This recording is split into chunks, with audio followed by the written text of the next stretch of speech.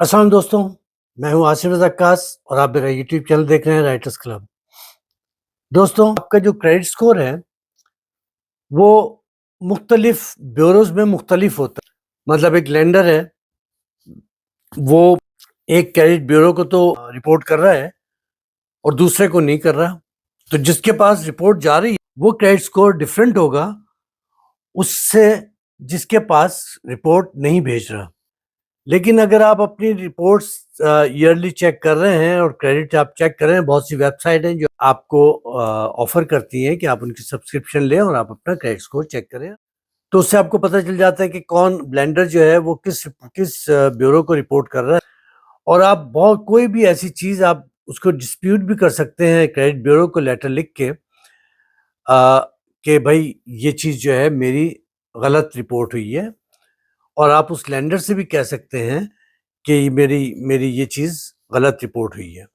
कि आपकी यूसेज बहुत ज़्यादा है, मतलब आपकी क्रेडिट लिमिट है 15,000 या $20,000, लेकिन आप शॉपिंग कर रहे हैं 10,000 की, जो यकीनन 30% से ज़्यादा है। अगर आपकी 15,000 लिमिट है या 20,000 लिमिट है, तो आप 50% के करीब हैं। तो आप काफ़ी उसको यूज़ कर रहे हैं, आप 70% तक यूज़ कर रहे हैं, अगर 15,000 है तो। तो उसका एक तरीका है। बहुत सारी क्रेडिट कार्ड्स कंपनियाँ ऐसी हैं जो आपको 5% कैशबैक देती हैं, कोई 2%। बहुत से क्रेडिट कार्ड कंपनीज़ आपको ऑफ़र करती हैं ताकि आप उनके कार्ड पे ज़्यादा से ज़्यादा शॉपिंग करें। वो 5% तक कैशबैक ऑफ़र करती हैं, जो अपने क्रेडिट कार्ड को यूज़ करते हैं और उससे वो कैशबैक भी अर्न करते हैं। अब मैं आपको एक टिप देता हूँ कि अगर आप क्रेडिट कार्ड को 30% से ज़्यादा यूज़ कर रहे हैं, तो अपना स्टेटमेंट डेट जो भी साइकिल है, क्योंकि जब आपके पास स्टेटमेंट आता है तो उसके बाद 22 दिन से लेके 28 दिन के अंदर अंदर आपको रीपे करना होता है, ड्यू डेट होती है उसकी। मुख्तलिफ कार्ड्स की मुख्तलिफ ग्रेस पीरियड होता है। तो इसका मतलब है कि आपके पास वो पूरा अरसा है, उसमें आप कार्ड यूज़ भी कर सकते हैं और उस बेस में वो अपनी जो पिछला स्टेटमेंट है उसकी पेमेंट भी कर सकते हैं। तो जो असल चीज़ है वो ये है कि आप अपना क्रेडिट कार्ड की पेमेंट उसके ड्यू डेट से कम हफ्ता 10 दिन पहले करें। ये आम लोगों के लिए, बिजनेसमैन तो अपना पैसा बड़ा सोच समझ के खर्च करता है कि मैं एक दिन पे भी क्यों करूं, वो अमूमन ड्यू डेट वाले दिन ही पेमेंट करता है। आप ड्यू डेट वाले दिन तक भी पेमेंट कर सकते हैं, लेकिन अगर किसी वजह से वो आपकी पेमेंट डिक्लाइन हो गई या कुछ और है, कोई और इशू आ गया, तो आपको फिर जो पेनल्टी है वो तो पे करनी पड़ेगी और आपके पास एक ये भी हो जाएगा कि आपने पेमेंट डिले की है।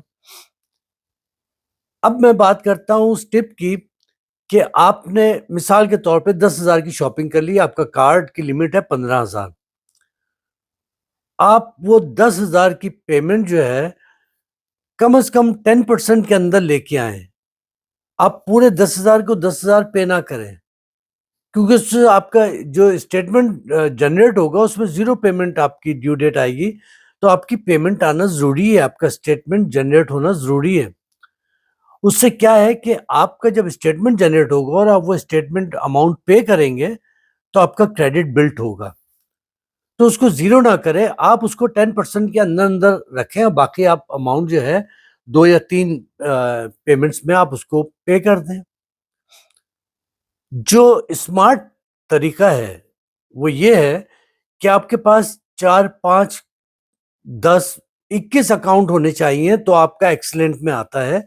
अगर आपके पास 21 क्रेडिट कार्ड या लोन्स या डिफरेंट लेंडर्स के अकाउंट हो आपके पास 21 से ज़्यादा, तो आपका एक्सीलेंट कहलाता है यहाँ पे कि आपके पास इतनी लैंडिंग पावर है।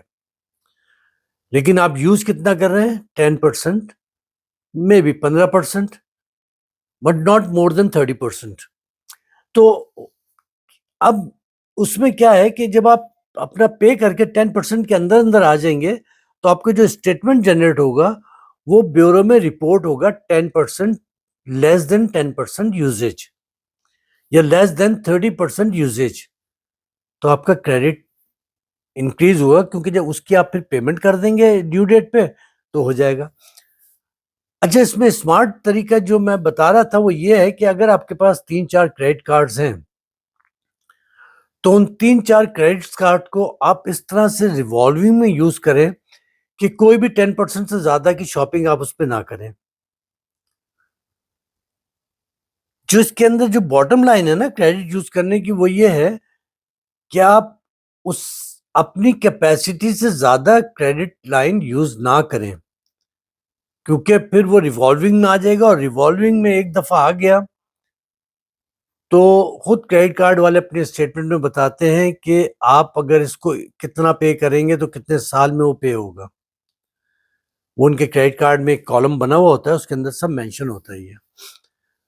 तो इस बात का ख्याल रखें कि आप अपनी कैपेसिटी को देखते हुए क्रेडिट यूज़ करें।